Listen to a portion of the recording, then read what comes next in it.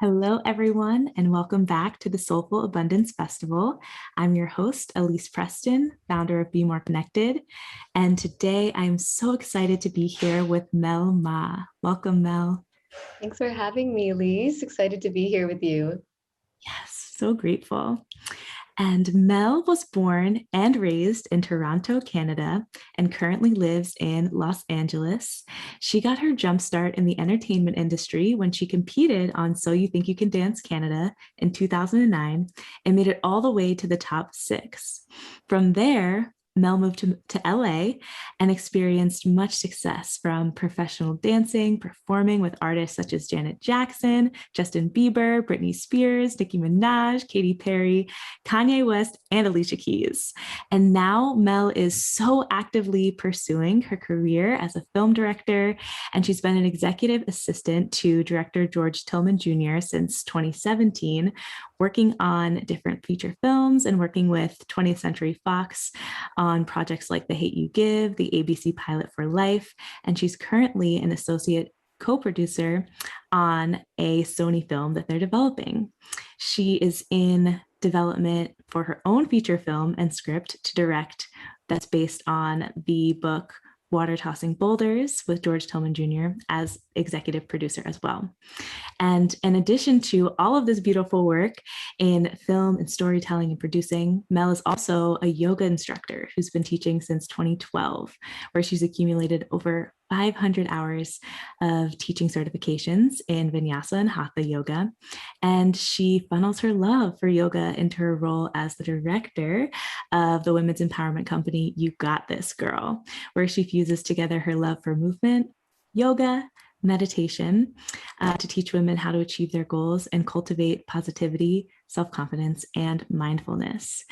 So excited to be able to dive into a rich conversation with you today. And for our audience, just to get to know about you and your story and all the things that you've been able to move through in your journey of expressing some of these aspects of your soul's work in the world.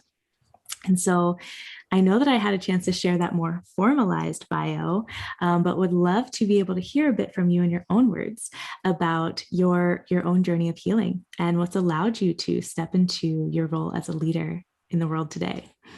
Yeah, it's funny when you get asked that word, like, how did you know, or your role as a leader, like, how did that develop? Because I feel like we're all leaders in our own right. And I think the more I just learned to stand in my truth and just really chase my passions and do what felt authentic to me, I feel like that naturally is the definition of a leader.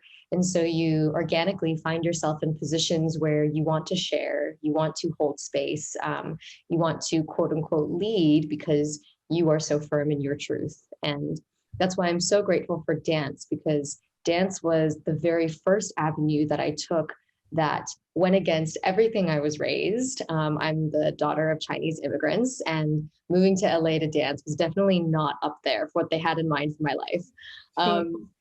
But it just felt authentic to me. It felt like my soul was calling me down this path, and chasing that, and going after that goal regardless of the resistance I was getting was the first step. And I think me really owning that position as a leader, like really trusting my gut and knowing that this was the path I needed to take. And then ultimately that led to me teaching yoga, discovering my passion for directing, moving into film. So I think in order to be a leader, you need to be very aware of what your inner guidance system is telling you to do, and then you have to act on it. It's those two things that I really think embody a leader. And that was something I got to exercise right away with dance. Yes, I so love the way that you are speaking to leadership being sourced from tuning into and listening to our own inner guidance system. Exactly. And pairing that with the aligned action, taking those steps in the real world, not allowing it just to live like in our hearts and in our minds, but moving our feet and making it happen. Yes. And that's, we all have the capacity to do that. It's not like a specific group of people who are leaders and that's that. I think there's lots of different shades of leadership too. There's some individuals who prefer to be more fiery, aggressive, out there, and then others who desire more kind of reserved leadership, something more passive, which are all powerful in their own ways. It's just really depends on what your flavor of choice is. Yes. And in order for us to create powerful and collective shift and change, we all need to be giving ourselves that permission to show up with our own unique flavor of leadership Yes. in our own sphere, our own world, our own realm. Yes, totally. And for me, having yoga and meditation as a huge part of my life so early was paramount in developing me into a leader or someone who just felt like I could stand in my truth. I moved to LA when I was 20 years old because I did So You Think when I was 19. So I was very young when I entered the entertainment industry, and moving from Canada to the US, although close, was quite a jump at 20 years old. Mhm. And yoga was the only thing that made me feel at home. It became my therapy. And it was my therapy because I was understanding myself at such a deep level, versus being in this like chaotic land of the entertainment industry and this whole new country. Right. And so that's why I'm so passionate now about sharing those teachings, because without it, I don't really know where I'd be today. Um, it gave me such a strong foundation for understanding myself and for understanding what I need to do at each moment. Yes. And I'd love if you could share even, a little bit deeper about the ways in which yoga and mindfulness have been able to be that strong foundation for you and support you with showing up more fully in the world. The whole yoga itself, the root word of it comes from to yuj, which is to yoke, which means to bring things into union. And so the whole idea of the practice is not something just physical. It's not a workout. It's not, we're not there to burn calories. We are doing yoga to bring mind, body, and spirit all into one. Yeah. And so when you think about the power in that, like that can give rise to everything that you desire, that allows you to live out your soul's purpose and your mission. When you're in union with everything around you and with yourself, then everything seems possible. There's this limitless potential in everything. And that is really what the yoga practice has given me, is this ability to be connected to what my deep soul desires are, not the egoic desires, and listen to that at every point. It's what allowed me to actually transition from dance into filmmaking, because I felt that pull from my soul again that was saying, yes, you'll always be a dancer in some regard, but you're done with it professionally. You have more of a voice, more of a purpose here in this avenue. And so, really, what yoga has taught me is that if we're willing to actually slow down and tune out all the external distractions that we think we need to cling on so harshly to, then we're actually able to listen to the power and the wisdom that's locked deep within us. We're just often too busy looking outward that we miss those very valuable messages on the inside. Yes.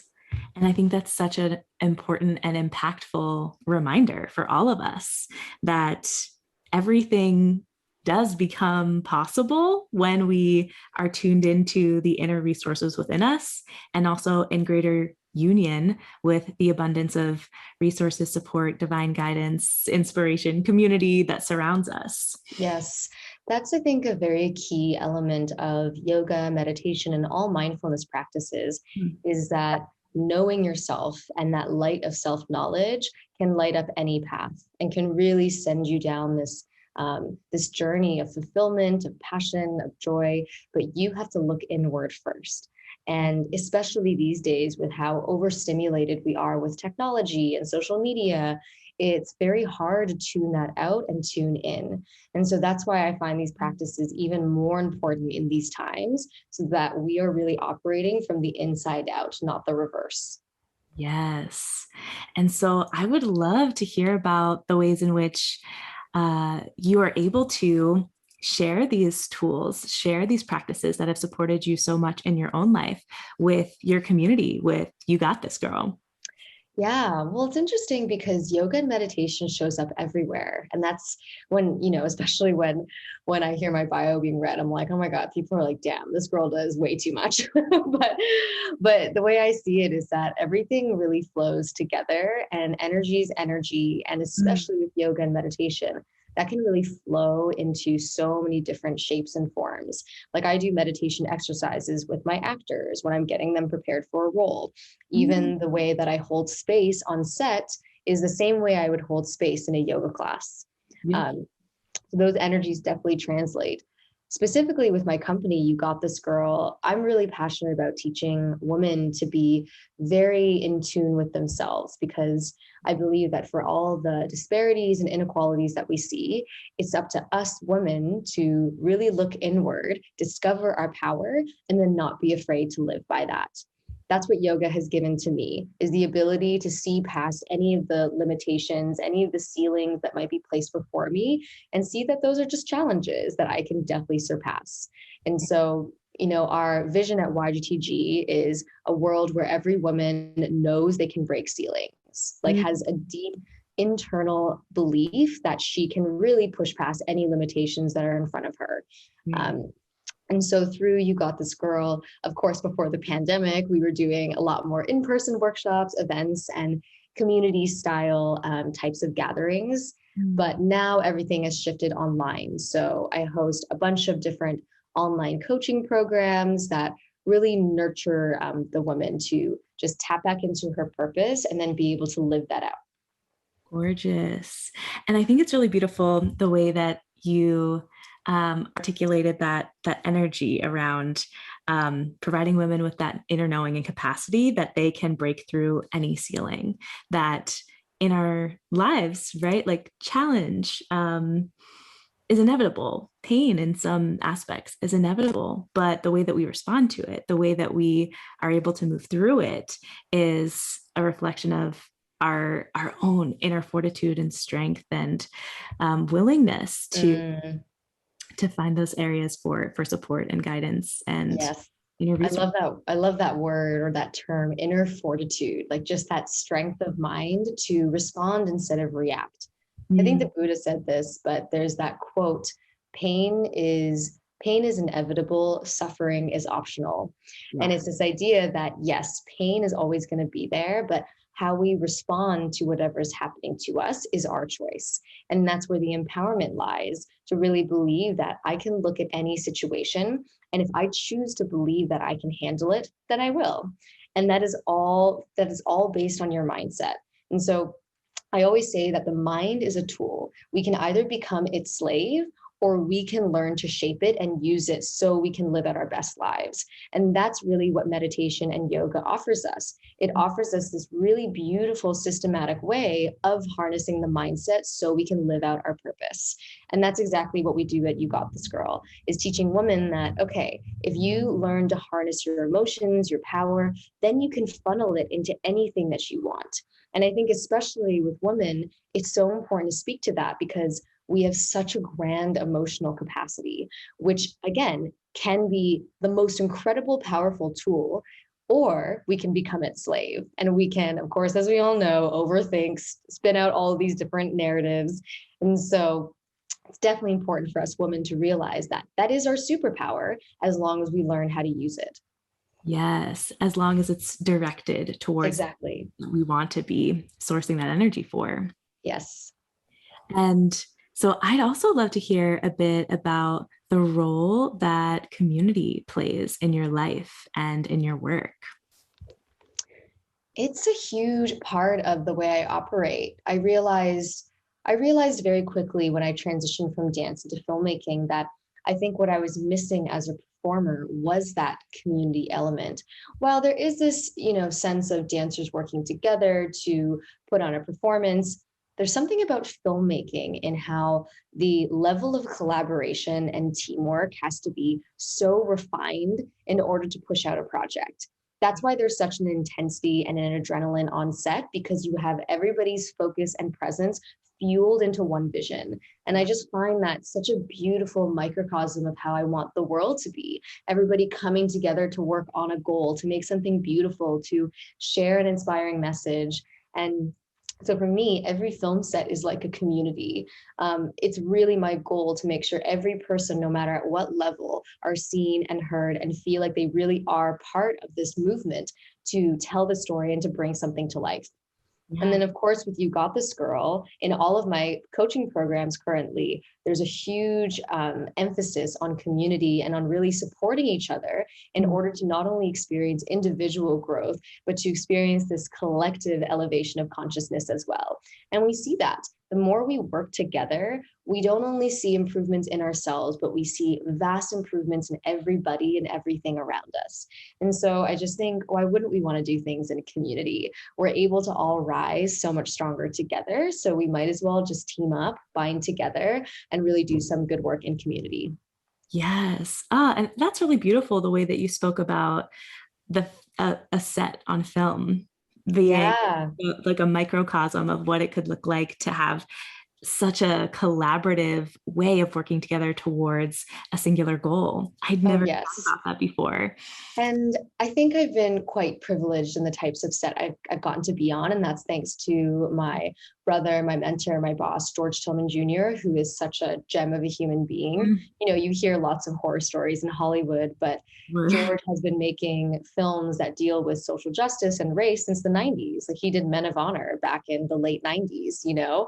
And so he's always attracted people who are, who always believe in the vision and who care about telling stories. Like I've never seen that side of Hollywood yet, who knows? But I haven't seen that side where people are just greedy or money hungry. And I've gotten to work with people who really, really care about what we're making.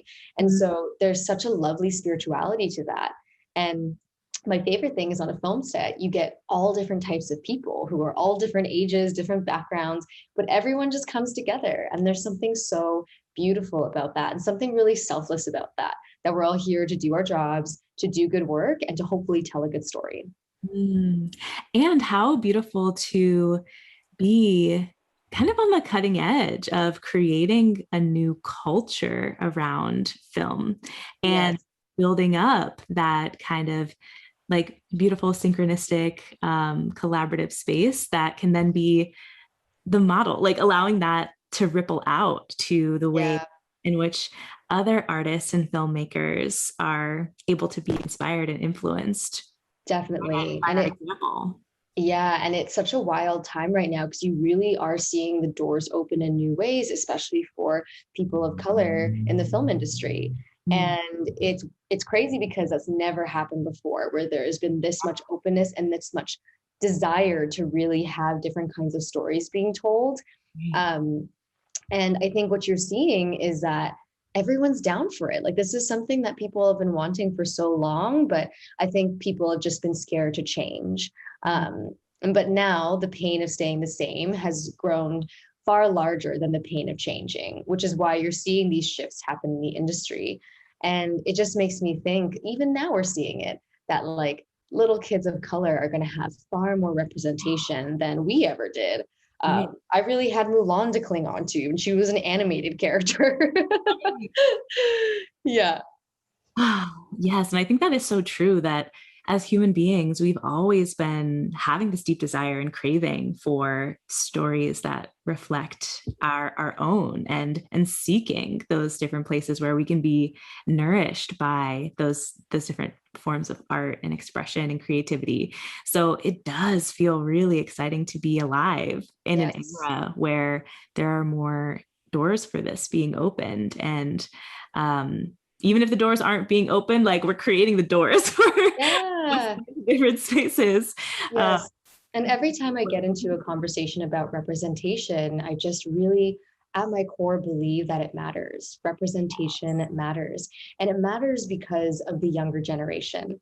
mm, Because when I think of, you know, for example, Chloe Zhao being the first woman of color nominated for an Oscar as best director, and the first Asian woman nominated. Now, all these little Asian girls around the world are looking at, and it's not even a question for them to think, oh, I could be there too, because they're seeing themselves.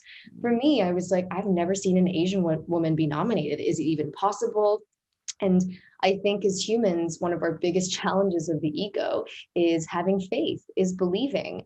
And so what representation does is it gives us the sense of belief in ourselves, to see ourselves reflected in someone else, and then knowing, wait, I think I can do that too. So I think that's what's so key about it, is instilling this faith and belief in the younger generation to say, look, you can do this too. You can break ceilings. You can go beyond what people might have expected of you. Yes. And that is truly so revolutionary. And it just creates so much more potential and possibility for new legacies. And I think at the same time that we are seeing the emergence of so much more representation and different stories being told, and yes, this new level of possibility for the next generation, belief in what's possible. We are also living in a time of great polarity and separation and violence, and um, want to be able to talk about that a little bit, and hear from you in your own words as an Asian American woman and leader, how recent acts of white terrorist violence have impacted you and the work that you're doing in community. Yeah. It's been a really interesting, conflicting, hurtful, also moving and hopeful time. Like there's all these contrasting emotions that I've been experiencing that I also know so many of my other Asian American friends, especially women, the women in my life, have been experiencing. And firstly, the main thing that a lot of my Asian friends have been saying, and that I agree with, is that Asians aren't used to being in the limelight, like being highlighted this much and like talking about our issues. And it's confronting because honestly, a lot of cultures are in this way, but definitely in Asian culture, repression goes across the board for all different types of Asian. And I know I experienced that in my own family. We just didn't, it wasn't part of our value system to talk about things. You just kept moving. And it's why we're good workers. We are dedicated. We just put our head down, we just do the work. But then when we are forced to really talk about this stuff, it's challenging. But in that, I think that's where the hope comes in.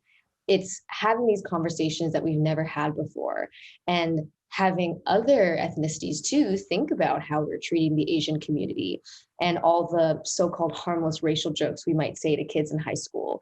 Um, I was always someone that was considered a quote unquote whitewashed Asian, which I remember when I was younger, I took pride in. And that's something that I definitely feel shame for now. Growing up when you're a minority, and I went to a mostly white school, it wasn't cool to be Asian. It wasn't like, oh yeah, like she's different. That's what makes her popular and cool. You wanted to blend in with everybody. Um, and so again, that's another reason why all of this movement and this talk around it, I think really matters, is because my hope is that the younger generation will be able to see, no, I can be proud of my heritage. This is something that makes me special and unique, not something that I have to hide or be ashamed of like I was. And a big part of my transition into filmmaking has been an exploration of my identity, of being Asian Canadian, of being a daughter of of immigrants, and being first generation myself. I never had that exploration in dance. In dance, yes, I recognize my Asian identity because often they only want one Asian dancer on the project. So you feel it, but you're never actually exploring it in a creative way. And in filmmaking, I find I'm able to explore this deep part of myself that I think I actually pushed away for a really long time. And Mm. so discovering filmmaking and directing and telling stories in this way has really allowed me to mend that and find a deeper connection to why my soul decided to be in this Asian female vessel. Mm. Yes, wow.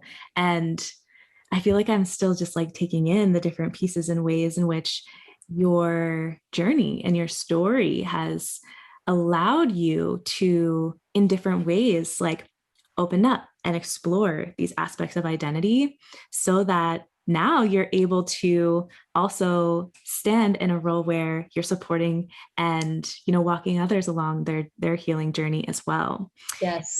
Yeah, it was actually in a deep meditation while I was doing an additional teacher training in Bali. This was in 2019. And we had to reflect on a specific period in our lives, which for me was about like 12 to 13. And Yeah. it was this time in my life where I had moved from a public school into a private school, and that private school was mostly white. Mm. And there was this subconscious decision to not hang out with like the few other Asian kids that were in my grade because I didn't want to be seen as nerdy. I wanted to fit in. I wanted to be popular and all those things that we want when we're teens, right? Yeah. Um, and I remember when I reflected on that, that immediately gave me a sense of guilt and shame, but also motivation to garner a stronger community of Asian Americans in this new film path that I was on. And Beautiful. so now, flash forward to just last year. Oh my gosh, now that I think of it, honestly, like a year later, on Yeah. one of my short films, it was my first short film where I had Asian American leads, and almost every single crew member was also Asian. And just unintentionally, I didn't like set out to make this and be like, okay, every head of department has to be Asian or whatever, but it just naturally happened. So I'm seeing that that realization was so key in my mission in film, was to really, work with other people who are of my culture and just really find a deeper connection with that, because I never had that before. And I think there's part of me that pushed it away. Yes. And I can 100% identify with that experience of growing up as a person of color and going to schools or just being in communities that were predominantly white and Hmm. feeling that pull of um, wanting to fit in, wanting to blend in, wanting to assimilate and disconnect from parts of Yes. my own identity, my own self. And Yes. now in adulthood and exploring the different spiritual communities and business communities I'm a part of, like, so feeling so called to connect with and also create communities that are centering people of color and women of color, and just feeling how nourishing it is to be able to embrace those different aspects of self that in the past had been more pushed to the side, not given Totally. as much space to breathe. uh, Yeah. And, like I said earlier, I've been personally discovering, like, why did the universe put me in this specific shell, right? We could have been in all different forms, but for some reason, you are in this shape. That means that that form comes with the family background, the history, the inherited cultural trauma that you might have. All of that has to do with your soul's purpose. And so to ignore it is to ignore a big part of why you're here and what kind of work you're supposed to do. And this wasn't something I really put together until these later years in film, where I said, wow, like, me having this history, me being an Asian woman, proud of that now, has such a huge impact on who I am, what my work is. It's shaped me. And so if we don't listen to that, if we don't listen to our identity, then we're missing out on a big reason and a big part of why we're here. yeah. And, of course, yoga and meditation would say that we're more than the body. We are this deep consciousness that is eternal, that never ends, and that goes beyond form. But we're two things. We're both form and the formless. And if we don't balance the two, then we aren't discovering our purpose. We're not living in our power. So we have to find that balance, which means knowing our identity, living by it, being proud of it, but also remembering we are beyond form. Yes. Gorgeous. So, so gorgeous. And I think for each and every one of us, that offers a beautiful invitation and a beautiful space to just reflect on the ways in which we are, and maybe the space where we still have to grow, like around that growth edge of where we can continue to honor more, both the Right. form and the formless. Right. I love Yes. this. And as someone who is showing up in the world as a very multi-passionate leader, right? Diving into yoga and filmmaking and storytelling and coaching, I'm wondering if there's any guidance that you would have to share for our audience members and listeners who are also creative and multi-passionate, but feel a bit of challenge or struggle around balancing or exploring their many interests. Mm-hmm. Few things. The first one that comes up in a more practical way is to know how to organize your shit. Like, you straight up, if you want to do a lot of things, have to know how to balance everything. And I know that's a strength of mine, to have two calendars going, to have color codes, to have a specific time of the week where I know I'm going through my calendar to make sure everything's balanced. That includes adding in self-care time where I'm taking off. I have one morning to sleep in. So to me, being scheduled and organized is so key to doing many things. Mm. because then you don't spin out. You're able to funnel your energy properly into things. And I know when I have a busy day. So I wake up and I'm like, all right, here we go. And then I know when I have my break days. So then I'm like, all right, I'm going to sleep in today. I'm not going to plan as much. But being able to manage your time and energy is the key to being able to do so many different things. Yes. The second thing that comes up is get really comfortable with saying no. Mm. This is something that I've been working on so much with my own coach, to say no to the things that don't really light you up. Because in saying no to those things, you're saying a bigger yes to what your soul actually wants. And when you do that, you're able, yes, to do a lot of different things, but everything is lighting you up. Everything is motivating, inspiring, invigorating. So you feel like you have all this energy to give. Mm. If you're spending time doing things that are depleting or draining of your energy, then it feels that way. It feels like you're doing a lot. If you are constantly picking the things that are filling you up, then it's not going to feel like a lot. You're just going to get to feel like you get to do a lot of things that you love. And that's how I feel. People often say, how do you have so much energy? And I'm like, well, I've been really selective about picking the things that rejuvenate that energy within me. And so each time I'm doing something, I feel lit up by that. And that allows me to do all these different aspects and all these different industries, all these different jobs. The Yes. final thing, which I think I always say, because I was someone that did not do this throughout my whole 20s, is Mm. to trust yourself unapologetically Huge. and to know that you always have the right answers. In ways, I think I was subconsciously doing that because I definitely went against what my parents wanted and just decided to dance anyways. And that was me trusting myself to some degree. But I think we spend so much time listening to other people's opinions or listening to what society, the world thinks that we should do instead of really listening to what we want to do. And it's remembering and believing that we always know what's best for us. And so if we slow down and we tune into that intuition, we'll never be led astray. We just have to be willing to carve out the time to listen to ourselves and then trust that. Yes, remembering that we always know what's best for ourselves. Yes. So important.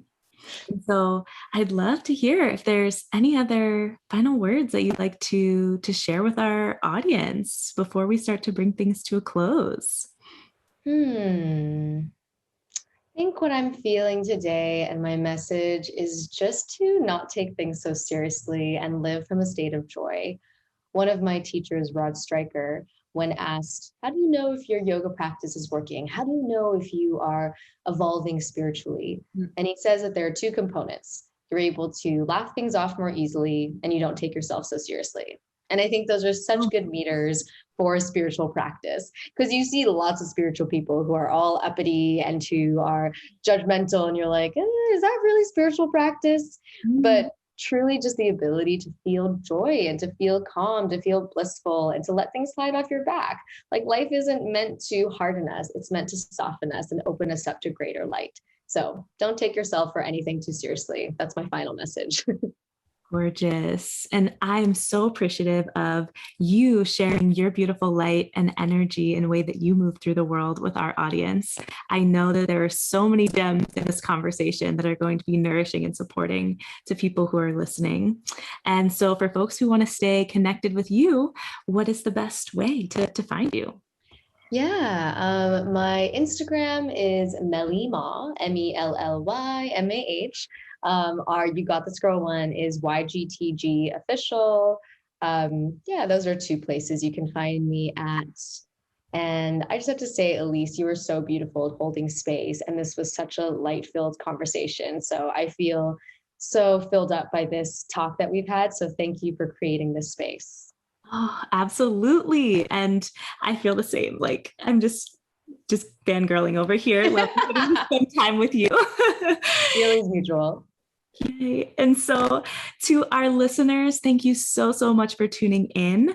And I'm excited to have you back again tomorrow for our next set of interviews for the Soulful Abundance Festival. Be well, everyone.